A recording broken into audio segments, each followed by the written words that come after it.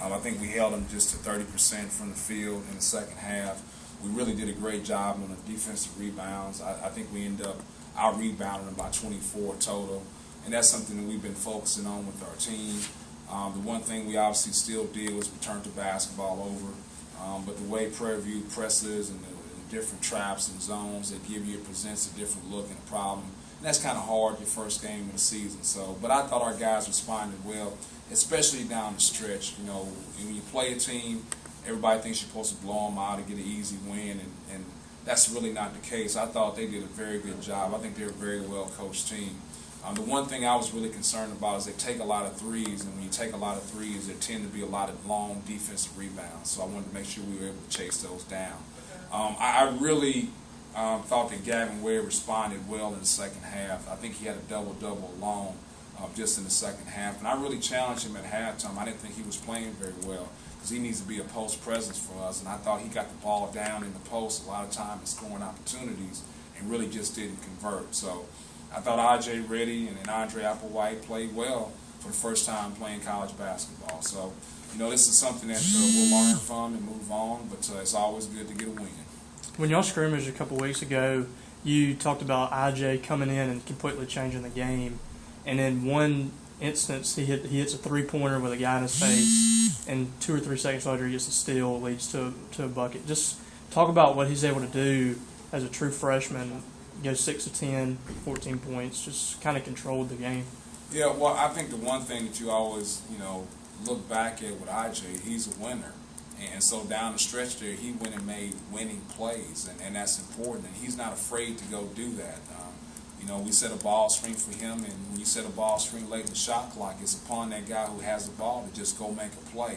There's really not a lot of one more passes and things like that. You just have to go make a play, and he did that. And then the other thing, too, is I thought was a huge play down the stretch is Colin Borkett, of all people, diving on the floor for that loose ball. I thought that was huge because it gave us another possession because we had the possession arrow. So I thought some guys did some really good things down the stretch and really responded well. What's going to be the team's identity this season, or are you still trying to figure it out?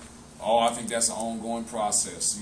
We want to make sure that we're playing hard, playing tough, and playing smart. And as far as like who's going to be our leader or who's going to be our leading scorer or who can we turn to down the stretch, I think that's something that's going to evolve. And what we like to have is balanced scoring.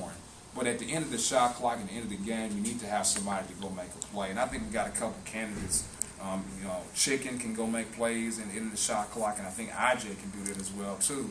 And I think we got to keep in mind that probably a guy who might be our most explosive scorer, Fred Thomas, didn't play for us. So, and when he gets back into the lineup with your next game, I think he'll add a lot of scoring punch to that. Andre said he didn't have time to think about starting. He said you told him about 4 minutes before tip-off. Yeah, I don't.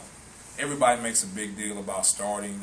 Andre knows he's going to play, so at some point in time he's going to be out there playing major minutes. So, whether you start or don't start, to me, is immaterial. Fred's suspension is just one game? It's not a suspension. Okay. Yeah, it's not something that we deemed. He participated in a charity all-star game in Jackson, and it wasn't authorized, sanctioned by the NCAA. So it's not a suspension on our part.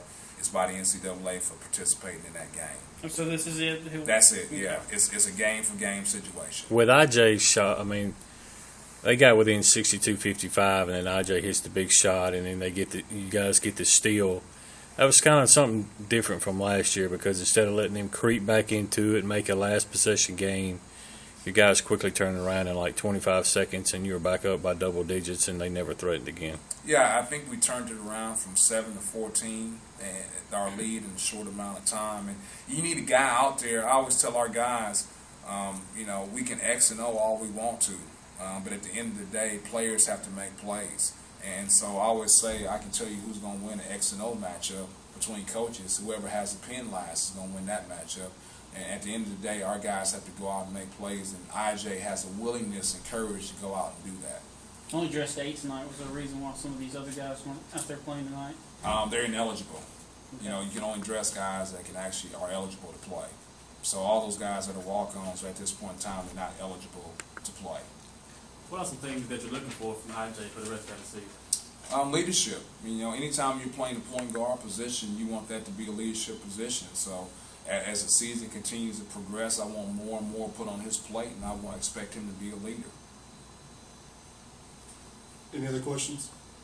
Dominated on the boards tonight, 51-27. Yeah, really was happy with that. I think we ended up with a plus 24 rebounding total, and that, like I said, we were last in the SEC in rebounding this past year, and we were also last in the SEC in assist to turnover ratio. So I thought we did a good job of addressing one issue, the rebounding. Now we got to do a better job with our turnovers. What's some things you think you all can improve upon as you head into Thursday? Well, turnovers first and foremost. I think that's our biggest concern, and then just it's hard when you play a team like that presses so much, and they give you so many different looks, and they also play zone and they trap out of the zone. You really don't get into a rhythm and a flow. We always talk about offense is about having a rhythm and having a flow, and defense is simply interrupting that rhythm or flow. And I thought they did a good job of interrupting our rhythm and flow, so we didn't have a good look offensively. So we got to find a way when teams play us like that to just flow into our motion offense or into our stationary zone offense. You mentioned they press. The latter part of the game, IJ just flew by him. Is that what you're expecting from him? Yeah, I really believe the best way to beat a press is attack. I think what happens a lot of times is people are so passive against the press, and then they get it across half, and then they set up. And now the press is really done what it's supposed to do.